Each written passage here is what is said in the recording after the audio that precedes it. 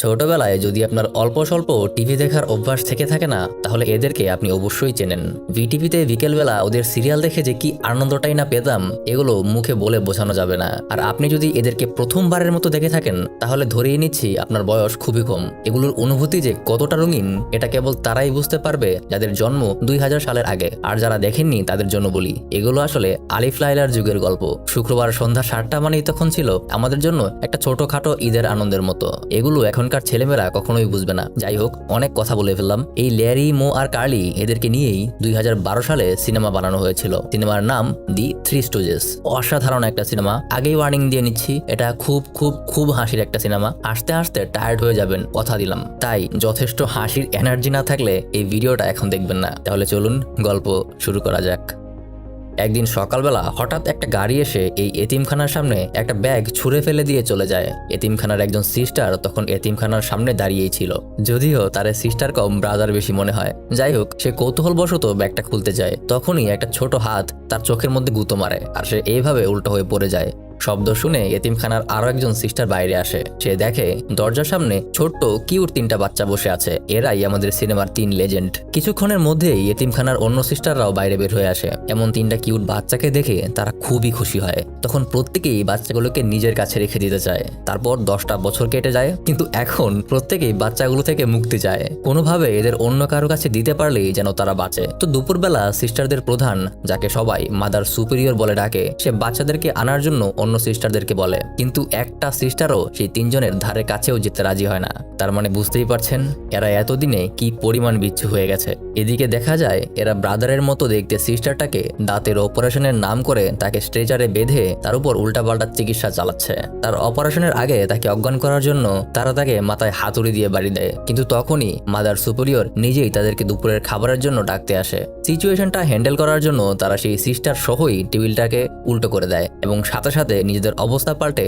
একদম ভদ্র বাচ্চার ভং ধরে ফেলে। মাদার সুপিরিয়রের কাছে খাবারের কথা শুনেই তারা 3জন সাথে সাথে দৌড়ে নিচে চলে যায়। খাবারের মাঝেই একজন সিস্টার এসে মাদার সুপিরিয়রকে বলে একটা কাপল আসছে তাদের এতিমখানা থেকে একজন বাচ্চাকে দত্তক নেওয়ার জন্য। এটা শুনেই মাদার সুপিরিয়র বাচ্চাদেরকে তাড়াতাড়ি রেডি করার জন্য বলে। কিন্তু অন্য সিস্টাররা বলে এই 3 বাচ্চা তাদের জীবন অতিষ্ঠ করে রেখেছে, তাই তাদের 3জনকে বাদ রেখে বাকিদেরকে লুকিয়ে রাখলে সেই কাপল হয়তো এই 3জন থেকে অন্তত একজনকে নিয়ে যাবে, তাতেও তাদের যন্ত্রণা কিছুটা হলেও কমবে। কিন্তু মাদার সুপিরিয়র তাদের প্রস্তাবে রাজি হয় না। তখনই সেই ব্রাদারের মতো দেখতে সিস্টারটা এসে তার লাগেজ টাগেজ নিয়ে বলে সে এই এতিমখানা ছেড়েই চলে যাবে। এই 3 বাচ্চার অত্যাচার সে আর নিতে পারবে না। বাধ্য হয়েই মাদার সুপিরিয়র তাদের প্রস্তাবে রাজি হয় এবং সকল বাচ্চাদেরকে লুকিয়ে রেখে শুধু সেই 3জনকেই বাইরে রাখে। কিছুক্ষণ পর সেই কাপল আসে, এদের নাম মিস্টার অ্যান্ড মিসেস হার্টার।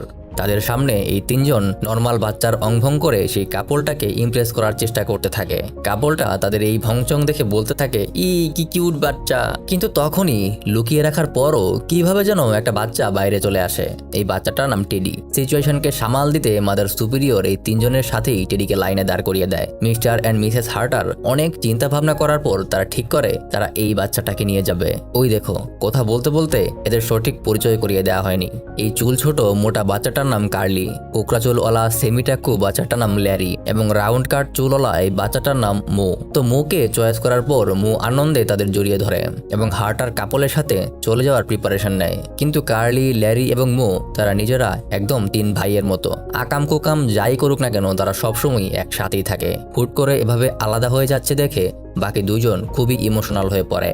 কিছুক্ষণ নিজেদের ইমোশনাল টাইম পার করে মো এই কাপলটার সাথে গাড়িতে করে চলে যেতে থাকে। গাড়িতে যাওয়ার সময় মিসেস হার্টার মোকে বলে আজ থেকে তুমি আমাদের ছেলে হিসেবে আমাদের জীবনে জন্ম নিলে, তার মানে আজ আমাদের কাছে তোমার জন্মদিন। বলো তুমি তোমার জন্মদিনে কি গিফট চাও। মো তখন মিসেস হার্টারের কানে কানে বলে সে তার বাকি 2 বন্ধুকেও তার সাথে নিয়ে যেতে চায়। কিন্তু মিস্টার অ্যান্ড মিসেস হার্টার তার কথা রাখতে চায় না। মো তাদেরকে অনেক রিকোয়েস্ট করে সে তার একার খাবার 3জনের সাথে ভাগ করে নেবে আর তাদেরকে স্কুলেও ভর্তি করতে হবে না, তবুও তারা যেন বাকি 2 বন্ধুকে তার সাথে নিয়ে যায়। তখন মিস্টার অ্যান্ড মিসেস হার্টার বুঝতে পারে তারা 3জন এতদিন ভাইয়ের মতো ছিল। মোকে একা নিয়ে গিয়ে তারা আসলে তাদেরকে আলাদা করে ফেলছে। এই ব্যাপারটা তাদের খারাপ লাগতে থাকে। তারপর আবার তারা এতিমখানায় ফিরে যায়। কি ভাবছেন বাকি 2জনকেও নিয়ে যাবে? আমিও এটাই ভেবেছিলাম, কিন্তু হয় উল্টা। তারা মৌকে রেখে সেই 4 নম্বর বাচ্চাটা টেডিকে নিয়ে যায়। মৌ চলে গেছে দেখে এতিমখানার সিস্টাররা একটু হাফ ছেড়ে বেঁচেছিল। যাক, অন্তত একটা তো কমছে। তাদের সেই আশা ভরসা একদম ধ্বংস হয়ে গেল। এদিকে সে ফিরে আসায় বাকি দুজন তো খুবই খুশি। তারা জিজ্ঞাসা করে কেন সে ফিরে এলো। সে তাদেরকে বলে তাদের বাসায় আসলে অনেক কাজ, সেখানে গেলে তারা তাকে দিয়ে সারাদিন কাজই করাবে, তাই সে চলে এসেছে। মানে সে তাদেরকে সত্যি কথাটা বলে না যে সে আসলে তাদেরকে নিতেই ফিরে এসেছিল। তো এইভাবেই এতিমখানার মাঝেই তাদের আরো 25 বছর কেটে যায়। মৌ, লেরি, কার্লি এখন অনেক বড় দামড়া ছেলে হয়ে গেছে। কিন্তু যত বড়ই হোক তাদের অংভং আর শয়তানি কাজ কারবার কিছুই কমেনি। যেমন এখন তাদেরকে এতিমখানার বিল্ডিং এর কিছু মেরামতের কাজ দেওয়া হয়েছে। কিন্তু এই শয়তানগুলা কি করছে, তারা ঘরের ভেতর ঢুকে একটা টেপ রেকর্ডারে কাজ করার সাউন্ড ছেড়ে দিয়ে ওইখানেই একটা বিছানা বানিয়ে ঘুমিয়ে গেছে। বাইরে থেকে সিস্টাররা মনে করছে যেমন শব্দ আসছে ছেলেগুলো হয়তো খুব খুব কাজ করছে। তারপর ব্রাদারের মতো দেখতে সিস্টারটা ভেতরে গিয়ে দেখে এই অবস্থা, যে আসলে তারা ঘুমাচ্ছে। সে রেগে গিয়ে এমনি এক বাড়ি দিয়ে তাদের বিছানার 12টা বাজিয়ে দেয়। তারপর তাদের উপর কতক্ষণ চিল্লাপাল্লা করে। তারপর তাদেরকে এতিমখানার ছাদের উপর ঘন্টাটা ঠিক করতে পাঠায়। তো তারা ছাদে ওঠার জন্য মই আনে। মই দিয়ে মৌ আর লেরি ছাদে ওঠে এবং কার্লিকে পাঠায় একটা অটোমেটিক মেশিনের করাত আনার জন্য। লেরি আর মৌ কাজ করতে করতে নিজেদের মধ্যে সবসময় যেমন করে আর কি, তেমন ভাবেই মারামারি শুরু করে দেয়। এদিকে কার্লি তার করাত নিয়ে চলে এসেছে, কিন্তু এক হাতে করাত নিয়ে সে মই বিয়ে উঠতে পারে না। তাই করাতটাকে কোমরে ঝুলিয়ে নিয়ে সে মই বিয়ে উঠতে থাকে। এই পাগল তার করাতটাকে চালু করে রেখেই উপরে উঠতে থাকে। এর ফলে হয় কি, উপরে ওঠার সময় মইয়ের একটা একটা করে স্টেপ কাটতে থাকে। উপরে উঠে গিয়ে তারা একসাথে কাজ করে আর মাঝে মাঝে তাদের নিজেদের স্টাইলে মারামারি করে। এইদিকে আবার এতিমখানায় একজন উকিল এসে মাদার সুপিরিয়রকে জানায় এতিমখানার অনেক ঋণ জমা আছে এবং সেগুলো পরিশোধ করতে না পারলে 30 দিনের মধ্যেই এই এতিমখানাটি বন্ধ করে দিতে হবে। আসলে এই ঋণগুলো পুরোটাই হয়েছে মূলত এই 3 জনের শয়তানি কাজকর্মের কারণে। মাদার সুপিরিয়র ঠিক করে ব্যাপারটা আগে তাদের জানানো উচিত। তাই সে ব্রাদার লাইক সিস্টারটাকে পাঠায় সেই 3 জনকে ডেকে আনতে। সে যখন তাদেরকে ডাকতে আসে সে দেখে তার দিকে একটা হাতুড়ির মাথা উড়ে আসছে। কোনো মতনে নুয়ে গিয়ে সে হাতুড়ির আঘাত থেকে বাঁচে আর হাতুড়িটা পরে গিয়ে একটা বালতিতে। আসলে মৌ লেরিকে হাতুড়ি দিয়ে বাড়ি দিতে যাচ্ছিল, সেই কারণেই হাতুড়ির মাথাটা এভাবে উড়ে আসে। রেগে গিয়ে সিস্টার উপরে উঠতে গিয়ে দেখে মৌয়েরও 12টা বেজে আছে। তখনই আবার লেরি ঘন্টাটা ঠিক করতে গিয়ে ঘন্টাটাই নিচে ফেলে দেয়। ঘন্টা গিয়ে পড়ে একদম সিস্টারের মাথায়। সিস্টার তো ওখানেই বেহুশ। শব্দ শুনে নিচে তাকিয়ে সিস্টারকে বেহুশ দেখে তারাও টাসকি খেয়ে যায়। তার হুঁশ ফিরিয়ে আনার জন্য যেই তারা নিচে নামতে যাবে তখনই ভাঙা মইয়ে পা দিয়ে উল্টে গিয়ে তারা আবার সিস্টারের উপরই পড়ে। কার্লিও তাদের মতো করেই নামার চেষ্টা করতে গিয়ে মইয়ে 2 পা দুদিকে দিয়ে আটকে থাকে। লেরি এবং মৌ তাড়াতাড়ি সিস্টারকে নিয়ে সরে যেতে গিয়ে আবার সিস্টারের মাথায় বাড়ি লাগায়। কার্লিও এদিকে ততক্ষণে ব্যালেন্স করতে না পেরে সরাসরি সিস্টারের উপরে এসে পড়ে। এটাকেই বলে মরার উপর খাড়ার ঘা। এমনি এই মহিলা আধমরা, এখন মনে হয় ফুল মরাই হয়ে যাবে। এখন বুঝতেছি কেন এই মহিলা লাগেজ নিয়ে ছোটবেলা এতিমখানাটাই ছাড়তে চাইছিল। কি ভাবছেন অত্যাচার শেষ? না, সিস্টারের হুঁশ ফিরিয়ে আনার জন্য লেরি বালতি থেকে পানি ছুঁড়ে মারে। কিন্তু এই বালতির মধ্যে কি ছিল মনে আছে? হ্যাঁ, সেই হাতুড়ির মাথাটা। তাই সাথে সাথে সেটা গিয়ে সিস্টারের মুখের উপর পড়ে। তখন লেরি বলে, হে, পানিতে কত আয়রন, এত আয়রনওয়ালা পানি আমরা খাই, হায় হায়। বোঝেন অবস্থা। তো অনেক চেষ্টা করার পরেও সিস্টারের জ্ঞান আনতে না পেরে সিস্টারকে রেখেই মাদার সুপিরিয়র সাথে তারা দেখা করতে যায়। কিন্তু এই বদের হাড্ডিগুলো কোথাও গেলেও এত ভদ্রভাবে যায় না। যাওয়ার সময়ও তারা উকিলকে এইভাবে সিস্টারদের উপর ফেলে দিয়ে যায়, কিন্তু তারা সেটা খেয়ালও করে না। তারা পেছন ফিরে দেখে উকিলটা সিস্টারদের উপর গড়াগড়ি খাচ্ছে। তারা বলে উকিল বেটা আমাদের সিস্টারদের সাথে বদমাইশি করছে। তারা 3 জন মিলে তাকে সেই রকম একটা ধুলাই দিতে শুরু করে। এদের মায়ের আবার যেমন তেমন মায়ের না, এদের মায়ের হয় খুবই ইউনিক। এই যেমন তারা ভদ্রলোকের শার্ট উঁচু করে তার বগলের লোম টেনে ছিঁড়ে ফেলে। তখন মাদার সুপিরিয়র এসে তাদেরকে থামায়। তারপরে এতিমখানার সকলকে ডেকে এনে 30 দিনের মধ্যে যে এতিমখানাটা বন্ধ হয়ে যাবে এটার কথা সবাইকে জানায়। তখন এই 3 জন জিজ্ঞাসা করে এতিমখানাটাকে বাঁচাতে হলে কি করতে হবে। উকিল বলে $8,30,000 লাগবে, নইলে এই এতিমখানাটা বাঁচানো যাবে না। তারা 3 জন বলে তারা যে করেই হোক এই 30 দিনের মধ্যেই $8,30,000 তারা উপার্জন করে এনে দেবে। তারপর তারা সকল বাচ্চাদেরকে বিদায় জানিয়ে 3 জনের স্পেশাল একটা সাইকেল নিয়ে বের হয়ে যায় সেই $8,30,000 টাকা জোগাড় করার জন্য। যাওয়ার আগে মাদার সুপিরিয়র তাদের হাতে চলার জন্য অল্প কয়েকটা টাকাও দিয়ে দেয়। তারপর সাইকেলে উঠে ওয়েট করতে থাকে কোনো বড় গাড়ি আসার জন্য, কারণ তারা অলস, তারা পেডেল মেরে যাবে না, তারা অন্য গাড়ির সাহায্য নিয়ে যাবে। তো কিছুক্ষণ পর একটা ট্রাক দেখে মো সাইকেলের সঙ্গে আগে থেকেই বেঁধে রাখা একটা নোঙ্গর ঘুরিয়ে গাড়ির সাথে আটকানোর জন্য ছুঁড়ে মারে। তারপর হয় এইটা, ছাগলগুলা দড়িটার সামনে না বেঁধে বাঁচছিল পেছনে, তাই এমনি রাস্তায় ছেঁচড়ায় যেতে থাকে। এইদিকে ছোটবেলায় মোয়ের বোতলে নিয়ে যাওয়া টেডি এখন অনেক বড় হয়ে গেছে। সে এখন নিজের ব্যবসাপাতি করে অনেক বড় লোক। কিন্তু টেডির বউ লিডিয়া আবার একদমই ভালো না। সে টেডির বন্ধু ম্যাক ম্যাকের সাথে পরকিয়া করে। এখন সে ম্যাককে নিয়ে প্ল্যান করছে কিভাবে টেডিকে খুন করে তার টাকা পয়সা নিয়ে ম্যাকের সাথে পালিয়ে যাওয়া যায়। এখন তারা নিজেরা তো সরাসরি খুন করতে পারবে না, তাহলে ধরা পড়ে যাবে, তাই খুনটা অন্য কাউকে দিয়ে করাতে হবে। এদিকে বাসার নিচেই ল্যারি, কার্লি এবং মো ঢোল বাজিয়ে নিজেদের বেকারত্বের কথা মানুষকে জানাচ্ছিল। তারা গলায় একটা লিফলেট ঝুলিয়ে রাস্তায় ঘোষণা দিয়ে বেড়াচ্ছে যে তারা 8,30,000 টাকার জন্য 1 মাস যে কোনো কাজ করতে রাজি আছে। মানে বোঝুন অবস্থা, 1 মাসে 8,30,000 টাকার কাজ মানে কোথায় পাওয়া যায়, আমি নিজে করব। তো যাই হোক, তাদের এই উদ্ভট কর্ম উপর থেকে লিডিয়া আর মেক দেখেই বুঝতে পারে এই তিনজন আসলে মাথা মোটা, বোকা আর গাধা ছাড়া কিছুই না। তারা চিন্তা করে তাহলে এদেরকে দিয়েই তারা লিডিয়ার স্বামী অর্থাৎ টেডিকে খুন করতে পারে। যেই ভাবা সেই কাজ। তারা সাথে সাথে নিচে নামতে থাকে এই তিনজনকে দিয়ে খুনটা করিয়ে নেওয়ার জন্য। এদিকে ল্যারি রাস্তার পাশে একটা মেকানিক্যাল তীর ধনুক দেখতে পেয়ে সেটাকে চেক করার জন্য তীরটা নিয়ে আকাশে তীর মারে। এভাবে কিছুক্ষণ রাস্তায় ঘোরাঘুরি করে কিছুই কাজ না পেয়ে তারা নিজেদের মধ্যেই নিজেদের স্টাইলে মারামারি শুরু করে দেয়। তখনই লিডিয়া আর মেঘ তাদের সামনে গাড়ি নিয়ে আসে। লিডিয়া তাদেরকে বলে যদি তারা তাদের একটা কাজ করে দেয় তাহলে তারা তাদেরকে $8,30,000 দেবে। এই কথা শুনে তারা খুব আগ্রহ নিয়ে জানতে চায় যে আসলে কাজটা কি। লিডিয়া বলে তাদেরকে তার স্বামীকে খুন করতে হবে। এই কথা শুনে তারা ঘাবড়ে যায় এবং তাকে রিজেক্ট করে দেয়। কিন্তু লিডিয়া বলে তার স্বামী আসলে এমন একটা অসুখে আক্রান্ত যেটা কোনোদিনও ভালো হবে না, প্রতিদিন তার কষ্ট বেড়েই চলেছে, বেঁচে থেকে এভাবে কষ্ট পাওয়ার চেয়ে তার মরে যাওয়া ভালো। তখন ম্যাক গাড়ি থেকে বের হয়ে এসে বলে সেই আসলে লিডিয়ার স্বামী এবং সে নিজেই এটা চায়, কারণ বেঁচে থাকলে তাকে প্রতিদিন যন্ত্রণার মধ্যে দিয়ে যেতে হবে। এই কথা শুনে বোকার দলগুলো সাথে সাথে রাজি হয়ে যায়। তারপর ম্যাক তাদেরকে বলে তোমরা আমাকে আমার রুমে ঢুকে ঘুমের মধ্যে মেরে ফেলবে এবং কোনোভাবেই লাইট অন করবে না, কারণ আমি মরার আগে সারপ্রাইজ পেয়ে মরতে চাই। এই কথা শুনে তারা তিনজন হাসতে থাকে। তখন কার্লি হুট করে ম্যাককে ধাক্কা দিয়ে একটা বাসের সামনে ফেলে দেয়।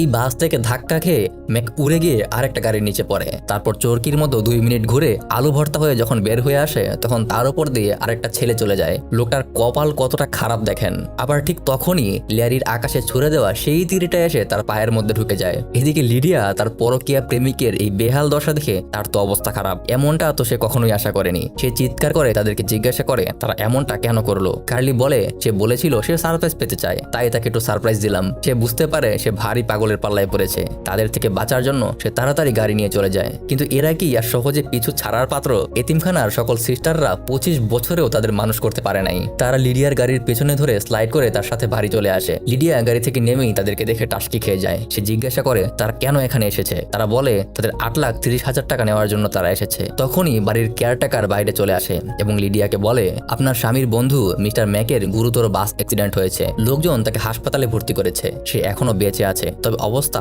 খুব খারাপ। এই বলে সে চলে যায়। সাথে সাথে এই তিনজনও আসে টাকা চাইতে।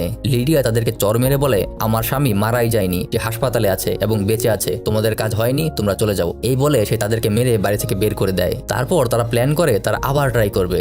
এবার যেহেতু সে হাসপাতালে আছে এবার তাকে মারা আরো সহজ হবে, তাই তারা হাসপাতালে গিয়ে ম্যাককে খুঁজতে শুরু করে। কিন্তু হাসপাতালের রিসেপশন মহিলা তাদেরকে বলে ভিজিটিং টাইম শেষ হয়ে গেছে, আবার পরের দিন আসার জন্য। এবার তারা ভাবতে থাকে যে এখন কি করা যায়। হঠাৎ তাদের সামনে কয়েকটা ডাক্তার আর নার্সকে একটা রুমে ঢুকতে দেখে তাদের মাথায় আইডিয়া আসে ডাক্তার এবং নার্স সেজে তারা নিজেরাও মেঘের রুমে যেতে পারে। সাথে সাথে তারা সেই রুমটাতে ঢুকে ডাক্তার আর নার্সদের মেরে তাদের কাপড় নিয়ে ম্যাককে খুঁজতে থাকে। কিন্তু বেশিক্ষণ তারা ঘোরাঘুরি করতে পারে না। কিছুক্ষণের মধ্যেই রিসেপশন মহিলাটা তাদেরকে চিনে ফেলে। তাদেরকে দেখেই তিনজন পালাতে শুরু করে। তারা দৌড়ে গিয়ে একটা বাচ্চা রাখার রুমে ঢুকে পড়ে। সেখানের একজন নার্স তাদেরও নার্স মনে করে বাচ্চাদের ডাইপারগুলো চেঞ্জ করতে বলে। তারপর ডাইপার চেঞ্জ করতে গিয়ে তারা যে কি কাণ্ডটাই না করে আপনি না দেখলে বুঝবেন না। এদিকে বাচ্চাগুলাও এক একটা বদের হাড্ডি, এরা খালি সারাদিন শুশু করে বেড়ায়। কার্লিকে রীতিমতো হিসু দিয়ে গোসল করিয়ে ফেলে। এইভাবে কথায় কথায় তার আবার মারামারি শুরু করে দেয়। কিন্তু এইবার মারামারির অস্ত্রটা থাকে বাচ্চাদের হিসু। বাচ্চাগুলোকে তারা বন্দুকের মতো ব্যবহার করতে শুরু করে।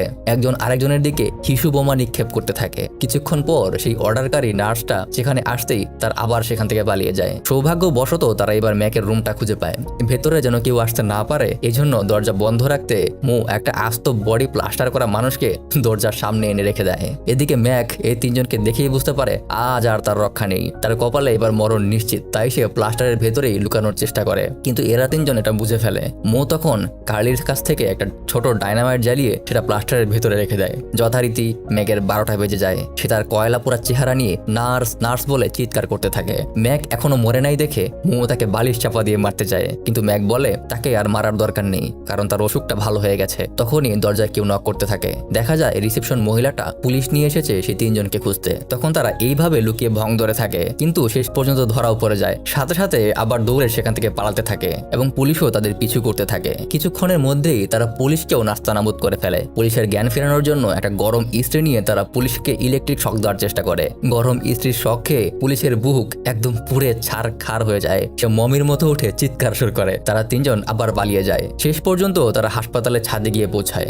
কিন্তু ছাদ থেকে আর পালানোর কোনো রাস্তা নেই। তারা ছাদ থেকে একটা পাইপ নিয়ে নিচে ঝাঁপ দেয়। সেই পাইপ ছিঁড়ে গেলেও সৌভাগ্যজনকভাবে তারা বেঁচে যায়, কিন্তু পরে গিয়ে একদম টেডির সামনে। টেডিকে তারা না চিনলেও টেডি তাদেরকে দেখেই চিনে ফেলে। তাদের মধ্যে বেশ কিছুক্ষণ কথাবার্তা হয় এবং যাওয়ার সময় টেডি তাদের একটা ছবি তুলে নিয়ে যায়। টেডি চলে যাওয়ার পর তাদের মনে হয় মাদার সুপিরিয়র আসার সময় তাদেরকে কিছু টাকা দিয়েছিল। তারা সেইগুলি বের করে ভাবে এই টাকা দিয়ে তারা মাছের ব্যবসা করবে। মাছের ব্যবসা করে তারা 20 দিনে বড়লোক হয়ে যাবে এবং এতিমখানার সব টাকা শোধ করে দেবে। এদিকে টেডি বাসায় গিয়ে তার বউ লিডিয়াকে বলে যে তার আজকে এতিমখানার 3 বন্ধুর সাথে দেখা হয়েছিল। এই বলে সে লিডিয়াকে তাদের ছবিটা দেখায়। ছবি দেখে তো লিডিয়ার অবস্থা খারাপ। যদি টেডি কিছু জেনে যায় তাহলে তো বিপদ। একে তো সে তারই বন্ধু ম্যাকের সাথে পরকিয়া করে, তার উপর সে তাকে মারারও প্ল্যান করছে। লিডিয়া ভেবাচেকা খেয়ে দাঁড়িয়ে থাকে। এইদিকে তারা তিনজন সরকারি মাছের খামার থেকে মাছ তুলে একটা গল্ফ খেলার মাঠ জুড়ে সেগুলোকে শুকিয়ে শুটকি বানানোর চেষ্টা করছে। কিছুক্ষণ পর মাঠে যখন গল্ফ খেলার লোকেরা আসে তখন তারা তাদেরকে চলে যেতে বলে, কিন্তু তারা যেতে না চাইলে সেখানে পুলিশ আসে। পুলিশও আবার যেন তেন কোনো পুলিশ না, আসে সেই পুলিশটা যার বুকের উপর ইস্ত্রি দিয়ে তারা গরম ছ্যাঁকা দিয়ে এসেছিল। বেচারার বুকের দাগ হয়তো এখনো যায়নি। তাদের দেখেই পুলিশ তো রেগে মেগে আগুন, ছাগলের দল, আজকে তোদের ধরবই। কিন্তু এই তিনজনকে ধরা কি আর এত সোজা? তারা আবার পুলিশকে নাস্তানাবুদ বানিয়ে পালিয়ে যায়। পালাতে পালাতে তারা একটা গলির ভেতরে ঢুকে একটা দরজা দেখতে পায়, কিন্তু দরজাটা আবার লক করা। দরজা খুলে ভেতরে ঢুকতে না পারলে আবার পুলিশও চলে আসবে। তারা কার্লির শক্ত মাথা ব্যবহার করে সেই দরজাটা ভেঙে ভেতরে ঢুকে পড়ে। ভেতরে গিয়ে দেখে সেখানে কিছুই নেই, শুধুমাত্র কিছু লাইট জ্বলছে। তারপর নিজেদের ভেতরে কথা কাটাকাটি করে আবার তাদের নিজস্ব স্টাইলে মারামারি শুরু করে দেয়। তাদের এই মারামারি বাইরে থেকে দেখতে খুবই কিউট আর হাস্যকর লাগে, তাই না? যাই হোক, তারা মারামারি করার পর একসময় ল্যারি বলে ছোটবেলায় যদি মো চলে যাইতো তাহলেই ভালো হতো। মই আসলে সকল সমস্যার কারণ। মোয়ের কারণেই তাদের দুইজনকেও অন্য কোনো পরিবার দত্তক নেয়নি। এটা শুনে মো খুব কষ্ট পায়। সে তখনই তাদেরকে কড়া কথা বলে সেখান থেকে চলে যেতে বলে। কার্লি আর মো মন খারাপ করে সেখান থেকে চলে যায়। পুরো সিনটাই আস্তে আস্তে হাসি থেকে ইমোশনাল হয়ে যায়। মো মাথা নিচু করে দাঁড়িয়ে থাকে। তখনই রুমের সব লাইট জ্বলে ওঠে। দেখা যায় সে আসলে এতক্ষণ একটা স্টেজে দাঁড়িয়েছিল। তার সামনে ক্যামেরা নিয়ে পুরো একটা সিনেমার টিম বসে আছে। ডিরেক্টর উঠে এসে বলে সে তার রিয়েলিটি টিভি শো এর জন্য এমন কাউকেই খুঁজছিল। মোকে তাদের অনেক ভালো লেগেছে। মো তো অনেক খুশি। এদিকে ল্যারি আর কার্লি ভ্যাগাবন্ডের মতো একটা চিড়িয়াখানায় ঘুরে বেড়াচ্ছিল। সেই চিড়িয়াখানায় আবার ম্যাক আর লিডিয়া তাদেরকে বন্দুক নিয়ে মারতে এসেছিল, কারণ তারা থাকলে তারা যে কোনো সময় টেডির কাছে ধরা পড়ে যেতে পারে, যেহেতু তারা টেডির ছোটবেলার বন্ধু। তারা প্ল্যান করে তারা চিড়িয়াখানার পেছন দিয়ে দেয়াল টপকে ঢুকে চুপি চুপি ল্যারি আর কার্লিকে গুলি করে চলে আসবে। ল্যারি আর কার্লি খুব আনন্দে চিড়িয়াখানার ভেতরে ঘুরছিল। ম্যাক চিড়িয়াখানার পেছন দিক দিয়ে বন্দুক নিয়ে লিডিয়ার নাকে মুখে পা দিয়ে কোনো মতনে দেয়াল পার করে চিড়িয়াখানার ভেতরে ঢোকে। কিন্তু এই লোকটার কপাল এত খারাপ মানে কি আর বলবো। এবার সে গিয়ে ল্যান্ড করে সিংহের খাঁচার ভেতরে, কিন্তু তাও ভালো সিংহটা শিকল দিয়ে বাঁধাই ছিল। এটা দেখে সিংহটাকে নিয়ে সে মস্করা করতে শুরু করে। পাশেই আবার ল্যারি একটা ডলফিনকে বাঁচানোর চেষ্টা করছিল। ডলফিনটার নাকের ভেতরে একটা বাদাম ঢুকে গিয়েছিল। ল্যারি সেটাকে জড়িয়ে ধরে জোরে চাপ দেয়। তখনই সেই বাদামটা উড়ে গিয়ে লাগে একদম সিংহের ঝুলির উপরে। সিংহ তো রেগে আগুন, তার ঝুলির উপরে আঘাত। সে শিকলটা ছিঁড়ে ম্যাককে ধাওয়া করে। আগেই বলেছিলাম এই লোকটার কপাল বেশি ভালো না। সেই দিন রাতের বেলা টেডি লিডিয়ার সাথে বসে টিভি দেখছিল। হঠাৎ সে দেখতে পায় মোকে টিভিতে দেখাচ্ছে। মো একটা বিখ্যাত টিভি রিয়েলিটি শোতে অংশ নিচ্ছে। মোকে দেখে তো টেডি খুবই খুশি হয়। মো এদিকে টিভি শো এর মাঝেও তার স্টাইলে জনগণকে মাইরে দিয়ে বেড়ায়। কিন্তু ল্যারি আর কার্লি মুখে খুব মিস করে। তারা মুখে হারিয়ে গেছে লিখে কিছু লিফলেট বানিয়ে মানুষকে সেগুলো বিলি করতে থাকে। কোথাও মুখে না পেয়ে তারা ভাবে মো হয়তো এতিমখানায় ফিরে গেছে, তাই তারাও এতিমখানায় ফিরে যায়। সেখানে গেলে সিস্টাররা তাদেরকে বলে মো এখন টিভি শোতে কাজ করে। এতিমখানার সিস্টাররাও তার শো নিয়মিত দেখে। তারপর এতিমখানার একটা অসুস্থ বাচ্চাকে সে দেখতে যায়। সেখানে গিয়ে তারা জানতে পারে মূলত তাদের অপকর্মের জন্যই এতিমখানার এত ঋণ হয়ে গেছে। এখন তাদের কাছে বাচ্চাদের চিকিৎসা করার মতো মেডিকেল ইন্স্যুরেন্স নেই। এটা শুনে তারা খুব কষ্ট পায়। তারা আবার রাস্তায় গিয়ে থাকতে শুরু করে আর মাঝে মাঝে টিভি দোকানের সামনে গিয়ে মোয়ের রিয়েলিটি শোটা দেখে। এদিকে মোয়ের এই রিয়েলিটি শো তার এই উদ্ভট কর্মকাণ্ডের জন্য দিন দিন সব জায়গায় জনপ্রিয় হয়ে যাচ্ছে। কিছুদিন পর ল্যারি আর কার্লি চিন্তা করে তারা টেডির সাথে দেখা করে তার কাছে এতিমখানার জন্য হেল্প চাইবে। তাই তারা তার অফিসে যায়। সেখানে গিয়ে জানতে পারে টেডি তার বিয়ের অ্যানিভার্সারির জন্য প্রস্তুতি নিচ্ছে, তাই সে অফিসে নেই। কিন্তু মিস্টার হার্টারকে তারা সেখানে পেয়ে যায়। তারা মিস্টার হার্টারকে 8,30,000 টাকা দিয়ে তাদেরকে হেল্প করতে বলে, কিন্তু হার্টার বলে সে এত টাকা দিয়ে তাদের হেল্প করতে পারবে না। কথায় কথায় মোয়ের প্রসঙ্গ আসলে সে জানায় ছোটবেলায় মো আসলে তাদের দুজনের জন্যই তার সাথে আসতে রাজি হয়নি। সে তাদের দুজনকেও সাথে নিয়ে যেতে চেয়েছিল। এটা শুনে তারা দুজন খুবই ইমোশনাল হয়ে পড়ে। অজান্তে তারা মুখে সেদিন সেদিন কত কথাই না বলে ফেলেছে। তাদের এটা করা একদমই উচিত হয়নি। তখনই সে অফিসে টেডির পাশে লিডিয়ার ছবি দেখতে পায়। লেডি গিয়ে রিসেপশনের মহিলাকে লিডিয়ার কথা জিজ্ঞাসা করে। মহিলা বলে এটা টেডির বউ। লেডি তো অবাক, তাহলে পাশের লোকটাকে? মহিলা জানায় ওটা টেডিরই বন্ধু। এবার লেডি বুঝে যায় লিডিয়া আসলে টেডির সাথে চিট করে তাকে মারার প্ল্যান করছে। তারা সাথে সাথে দৌড়ে টিভি শোয়ের অফিসে যায় মোয়ের সাথে দেখা করতে। লেডি আর কার্লি মুখে টেডির কথা সবকিছু খুলে বলে। তারপর তারা তিনজন রওনা হয় টেডিকে সবকিছু জানানোর জন্য। এদিকে তখন লিডিয়া আর টেডির অ্যানিভার্সারির পার্টি চলছে। অনুষ্ঠানে ম্যাক আর লিডিয়া আবার নতুন করে টেডিকে মারার প্ল্যান করতে থাকে। দুর্ভাগা ম্যাক সিংহের থাবাকে তার মুখের কি অবস্থা হয়েছে দেখছেন? মনে হইতেছে চেহারাটার উপর কেউ লাঙ্গল চালাইছে। মিস্টার হার্টার এসে তার চেহারার বেহাল দশা দেখে জিজ্ঞাসা করে তার কি হয়েছে। ম্যাক বলে তাকে নাকি বিলায়ে খামচি দিছে, মানে বোঝেন। যাই হোক, এদিকে তারা তিনজন তাদের অসাধারণ একটা রাজকীয় কুত্তার গাড়িতে করে অনুষ্ঠানে এসে পৌঁছায় এবং সফলভাবে গার্ডের উপর ল্যান্ড করে। যথারীতি গার্ড তাদেরকে ভেতরে ঢুকতে দেয় না। তারপর তারা বেলুনওয়ালা সেজে অন্য একটা গেট দিয়ে পার্টির ভেতরে ঢুকে পড়ে। সব বেলুনগুলি কার্লির হাতে ধরিয়ে দিয়ে মো আর লেরি টেডিকে খুঁজতে চলে যায়। কার্লিও একটু পর সকল বেলুনগুলো একটা বাচ্চার হাতে ধরিয়ে দেয় আর সেই বাচ্চা বেলুন সহ আকাশে ঘুরে যেতে শুরু করে। মো নিজে টেডিকে খুঁজতে ব্যস্ত থাকলেও লেরি আর কার্লি সবকিছু ভুলে খাওয়া দাওয়া নিয়ে ব্যস্ত হয়ে পড়ে। এটা দেখে মো বিরক্ত হয়ে এসে তাদের সাথে মারামারি শুরু করে দেয়। মো কার্লিকে একটা অ্যাকুরিয়ামে চুপিয়ে রাখে। কার্লির মুখে একটা বড় চিংড়ি মাছ আটকে যায়। এটা দেখে লেরি হাসলে মো সেটাকে লেরির টুনটুন জায়গায় দিয়ে দেয়। লেরি তাড়াতাড়ি সেটাকে বের করে, তারপর উপরে ছুঁড়ে মারে আর সেটা গিয়ে পড়ে লিডিয়ার মুখে। লিডিয়া তাদেরকে দেখেই সে সাথে সাথে ম্যাককে সেটা জানায়। হঠাৎ সবাই খেয়াল করে একটা মেয়ে বেলুন ধরে উপরে আটকে আছে। লেরি সাথে সাথে তাকে বাঁচানোর জন্য একটা বন্দুক নিয়ে আসে এবং প্ল্যান করে গুলি করে বন্দুক ফাটানোর জন্য। মো তখন তার কাছ থেকে বন্দুকটা কেড়ে নিয়ে বলে গুলি দিলে বাচ্চাটার গায়ে লাগবে, গাধা কোথাকার। এই বলে সে বন্দুক দিয়ে লেরির মাথায় মারে, কিন্তু বন্দুক থেকে গুলি বের হয়ে কয়েকটা বেলুন ফুটিয়ে দেয় আর মেয়েটাও এসে পড়ে একদম অনুষ্ঠানের কেকের উপরে। চারদিক থেকে অনুষ্ঠানের গার্ডরা তখন তাদেরকে ধরতে আসলে তারা দৌড়ে বাড়ির ভেতরে ঢুকে পড়ে। এক দৌড়ে তারা চলে যায় টেডির রুমে। লিডিয়া আগেই ওষুধ খাইয়ে টেডিকে দুর্বল করে রেখেছিল, তাই সে তেমন একটা শক্তি পায় না। তারা তিনজন টেডিকে সব বলে দেয়। তখনই ম্যাক লিডিয়াকে নিয়ে রুমে এসে ঢুকে এবং বন্দুক বের করে। তখনই আবার মিস্টার হার্টার আরেকটা বন্দুক নিয়ে রুমে আসে এবং ম্যাককে বন্দুকটা ফেলে দিতে বলে। তখন টেডি বলে ম্যাক তুই আমার সবচেয়ে ভালো বন্ধু হয়ে এটা কিভাবে করতে পারলি? কিন্তু তখন মিস্টার হার্টার বলে সে আসলে কিছুই করেনি, করেছে সবকিছু সে নিজে। সাথে সাথে লিডিয়া তার কাছে চলে যায়। আসলে এতদিন মিস্টার হার্টার লিডিয়াকে দিয়েই সব করাচ্ছিল। তারপর মিস্টার হার্টার সবাইকে বন্দুক দেখিয়ে গাড়িতে করে দূরে নিয়ে যেতে থাকে যেন তাদের খুনের কোনো প্রমাণ না থাকে। গাড়িতে বসে সে বলে আসলে সকল সম্পত্তি ছিল তার বউয়ের। তার মরার পর সে সকল সম্পত্তি টেডির নামে করে দিয়ে যায়, তাই সে এগুলো করছে। তখনই কার্লির পোশাক ইঁদুরটা বের হয়। সে সেটা লিডিয়ার উপর ছেড়ে দেয়। বেশিরভাগ মেয়েরাই ইঁদুর, টিকটিকি, তেলাপোকা এসব দেখলে প্যানিক করতে থাকে। লিডিয়া ইঁদুর দেখে বন্দুক রেখে চিৎকার শুরু করতে থাকে। ফলাফলস্বরূপ গাড়ি অ্যাক্সিডেন্ট করে একটা ডোবায় গিয়ে পড়ে। তাদের গাড়ি ডুবে যায়। গাড়ির ভেতরে পানি ঢুকতে শুরু করে। তারা সবাই এক জায়গায় জড়ো হয়ে কোনো মতনে অক্সিজেন নিতে থাকে। এর মাঝে আবার কার্লি মারে পাদ, মানে এমনি পানির নিচে বাঁচার অক্সিজেন নাই, তার উপর পাদের গন্ধে অবস্থা খারাপ। হঠাৎ মনে পড়ে কার্লির কাছে প্রায় ডাইনামাইট থাকে, সেটা ব্যবহার করে তার গাড়ির জানালা ব্লাস্ট করে এবং গাড়ি থেকে বের হয়। তারপর সেই বাংলা সিনেমার মতোই সবার লাস্টে পুলিশ আসে আর ক্রিমিনালদের অ্যারেস্ট করে নিয়ে যায়। তবে এই গল্প এখানেই শেষ না, আরেকটু বাকি আছে। তারা তিনজন এসে টেডির কাছে এতিমখানা বাঁচানোর জন্য $8,30,000 চায়, কিন্তু টেডি বলে অন্য কিছু যাওয়ার জন্য। এতিমখানার সিস্টাররা তাকে এমন একটা খারাপ বাবার কাছে তুলে দিয়েছিল, তাই সে কিছুতেই এতিমখানাকে সাহায্য করবে না। হতাশ হয়ে তারা তিনজন এতিমখানায় ফিরে যায়। গিয়ে দেখে সবকিছুতে তালা দেওয়া। তারা কিছুক্ষণ মন খারাপ করে দাঁড়িয়ে থাকে। তারপর হঠাৎ পাশ থেকে বাচ্চাদের শব্দ শুনতে পায়। সেখানে গিয়ে তারা দেখে এতিমখানার সকল বাচ্চারা একটা মিনি পার্কের মতো আনন্দ করছে। এখানে একদম নতুন একটা এতিমখানা গড়ে উঠেছে। বাচ্চারা সব খেলাধুলা করছে, সিস্টাররাও আনন্দ করছে। তারা তো এসব দেখে অবাক, হচ্ছেটা কি এসব? তারা এগিয়ে গিয়ে জানতে পারে পুরোটাই হয়েছে আসলে মোয়ের রিয়েলিটি শো এর টাকা দিয়ে। রিয়েলিটি শো এর ডিরেক্টর মোয়ের টাকা দিয়ে নিজেই এতিমখানাটা বানিয়ে দিয়েছে। তারপর তাদের শো এর পরের বারের সিজনের জন্য তারা তাদের তিনজনকেই নিতে চায়। আর এভাবেই শেষ হয়ে যায় সিনেমাটি। আশা করি ভিডিওটি আপনাদের ভালো লেগেছে। ভালো লাগা মন্দ লাগা সবকিছুই আমাদের কমেন্টের মাধ্যমে জানাবেন। আমরা কিন্তু আপনাদের সব কমেন্ট পড়ি। এতক্ষণ আপনাদের সাথে ছিলাম আমি মারুফ। আসসালামু আলাইকুম। আল্লাহ ভালো রাখুক সবাইকে।